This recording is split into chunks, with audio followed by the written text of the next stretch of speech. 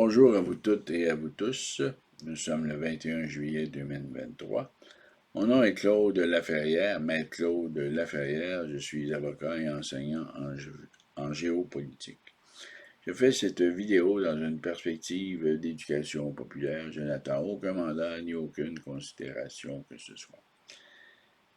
Le titre de la vidéo d'aujourd'hui, la faillite de l'Ukraine, ou encore, est-ce que l'Ukraine existe toujours? Voici. Au cours des derniers mois, nous avons assisté aux nombreuses visites du président Zelensky aux États-Unis, en France, ou à des visites du président Biden en Ukraine, et à une tournée de Zelensky avec d'autres pays de l'Europe dans le but de solliciter des fonds. J'attire particulièrement votre attention sur la contribution très importante des États-Unis à l'armement de l'Ukraine, qui est en guerre depuis plus d'un an maintenant. Voici. Ce que nous avons appris ou ce que nous apprenons dans la vie en général et ce que l'histoire de l'humanité nous apprend, c'est qu'il y a des incontournables. Le premier incontournable pour un citoyen, pour une personne qui habite sur un territoire organisé, c'est l'impôt, les taxes. En d'autres termes, il faut payer son impôt, ses taxes. C'est une réalité qui existait à l'époque des Égyptiens, des Sumériens, des Romains, des Grecs, durant le Moyen Âge chrétien, et ça se continue aujourd'hui.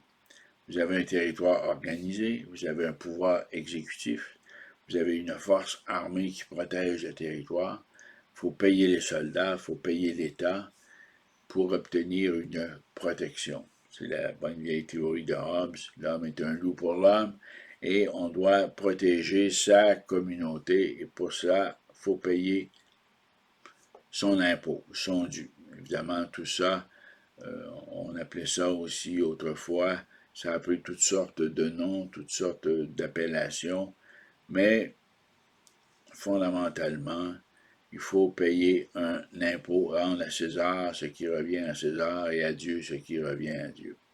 Ça, c'est la première réalité. La deuxième réalité, c'est la réalité des échanges entre personnes. Ces échanges entre personnes, pendant longtemps, ça a été le troc.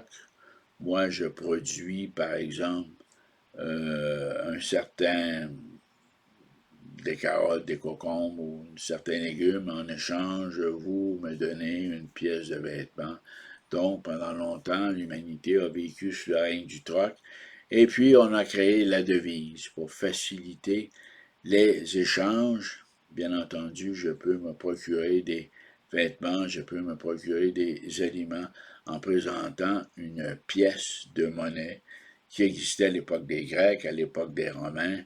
Donc, le principe de la devise qui vient en quelque sorte conditionner les échanges entre êtres humains. Avec la monnaie, bien entendu, apparaît aussi ce qui va être la conséquence légale de la monnaie, à savoir la facture.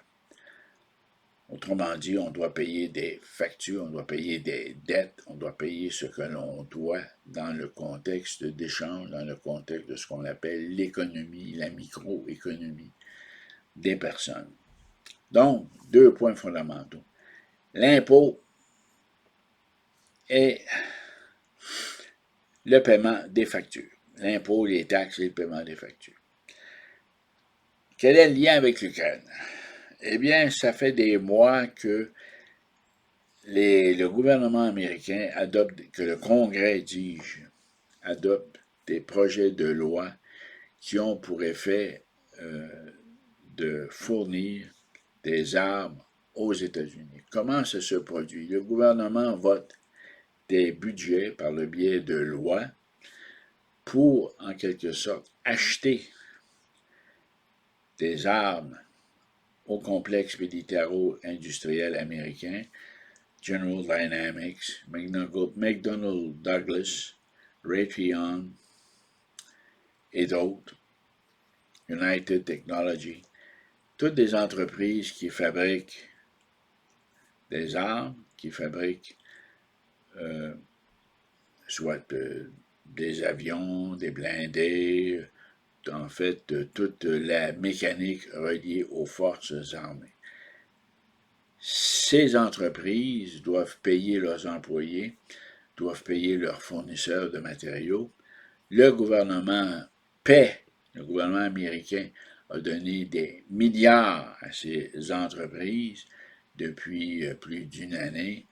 Et ces armes, ce matériel militaire est ensuite dirigé vers l'Ukraine pour supporter Volodymyr Zelensky. Bon, voilà. Qu'est-ce que ça veut dire concrètement? Ça veut dire que le gouvernement ukrainien se voit signifier des factures.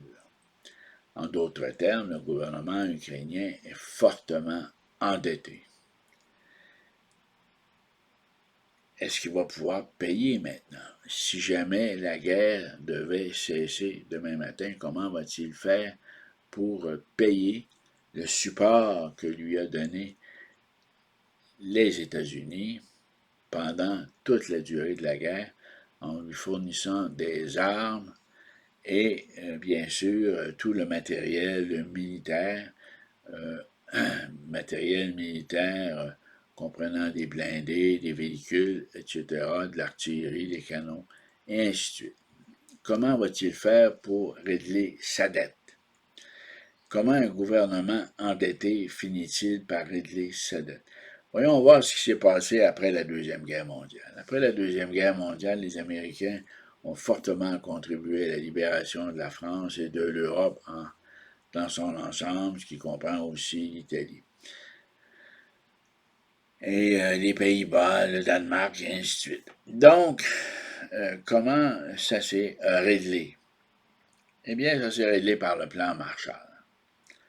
Le plan Marshall, en quelque sorte, a ouvert le marché européen aux grandes entreprises américaines qui ont connu, grâce au plan Marshall, une prospérité absolument unique, probablement dans l'histoire de l'humanité.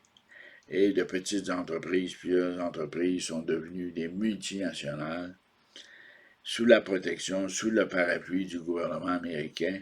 Eh bien, les pays européens ont pu ainsi rembourser leurs dettes. Qu'est-ce que ça veut dire, ça, concrètement?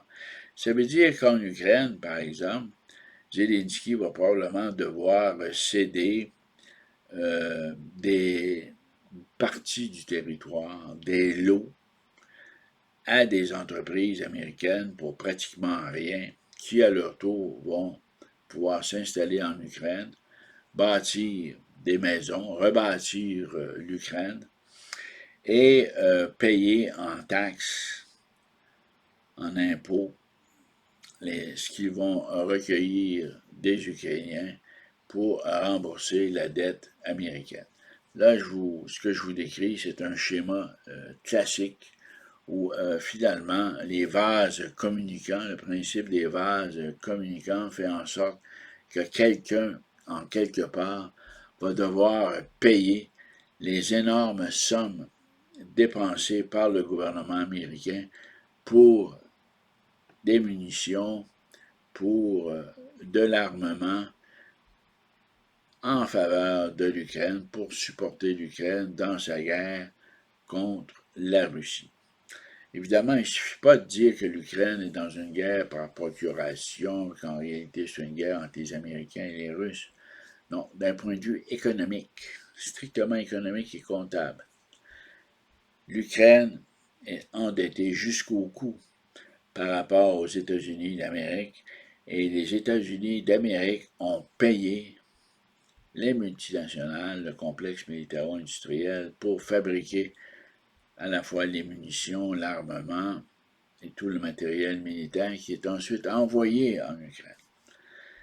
Et là, le gouvernement américain a probablement, évidemment, là je m'interroge sur la façon dont ça a pu être fait, probablement discuté avec Zelensky de l'énorme dette de l'Ukraine envers le gouvernement américain. On parle ici d'une dette chiffrée et comment lui, Zelensky, entend régler cette dette en tant que chef de l'État.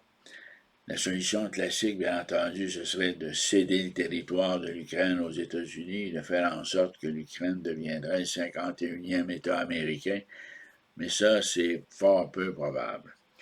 Les Ukrainiens vont vouloir conserver leur identité, mais ça peut vouloir dire aussi que des portions de territoire, comme je l'ai dit, des lots entiers vont devoir être cédés à des multinationales américaines qui vont exploiter, qui vont construire, qui vont reconstruire l'Ukraine qui est en ruine pour éventuellement générer des revenus sur lesquels des impôts vont être payés au gouvernement américain. Donc on parle ici, on envisage ici du long terme et c'est à peu près la seule façon que les Ukrainiens pourraient avoir de rembourser leurs dettes par rapport au gouvernement américain qui agit comme créancier et l'Ukraine qui est comme débitrice d'une énorme dette et dont le seul actif, au fond, est son territoire, la façon de gérer son territoire,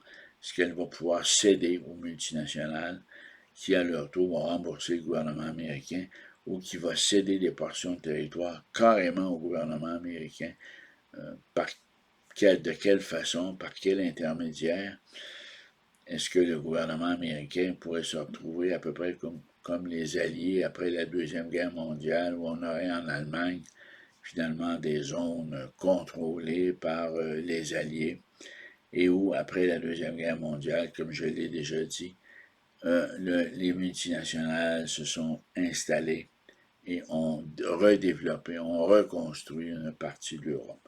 On peut penser à une sorte de plan Marshall de l'Ukraine et à voir comment Zelensky va pouvoir sortir l'Ukraine de cette impasse économique absolument épouvantable. Voilà, c'était tout pour ma vidéo d'aujourd'hui. Je vous invite à aimer, ne pas aimer et à partager. Là-dessus, je vous souhaite une excellente semaine. Au revoir.